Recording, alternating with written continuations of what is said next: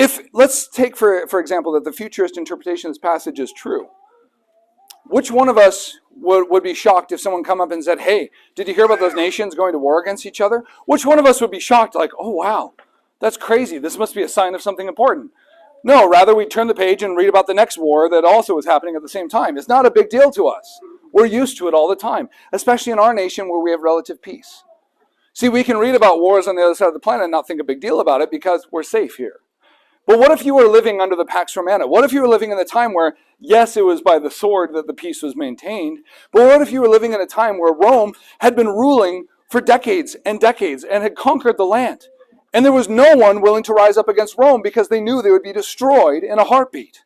What if you lived during that time and now all of a sudden a bunch of Jews are rising up and declaring war against their own Caesar? Mind you, these are the same Jews who said, don't give us Jesus as the Messiah. There is no king